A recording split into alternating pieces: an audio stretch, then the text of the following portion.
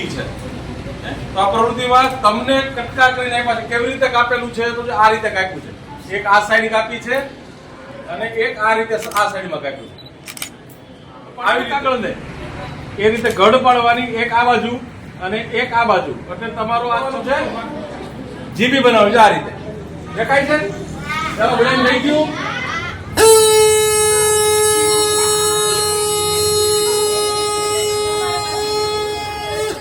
ચાલો શું થયું?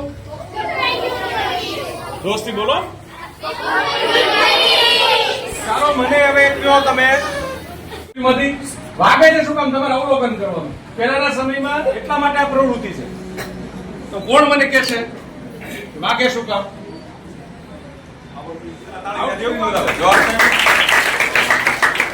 ફૂંક માગે, ફૂંક મારવાથી શું થાય? હે બરોબર છે, પણ મારું તારી વાત સાચી છે, પણ વાગે છે શું કામ? ત્યાં વિજ્ઞાન છે, પૂજારી છે, વાઇબ્રેશન છે. શું છે? તમારા કાને અથડાતી દરેક વસ્તુ કે જે તમે સાંભળો છો એ વાઇબ્રેશન છે, એટલે સંભળાય છે.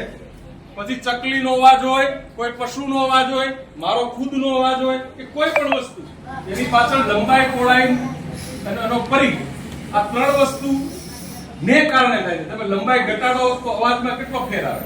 ત્યાં પણ વિજ્ઞાન છે. અડધી મોમાં આ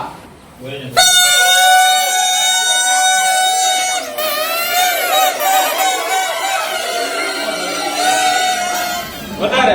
હવે તમારે વગાડવાનું છે કે છેલ્લી 5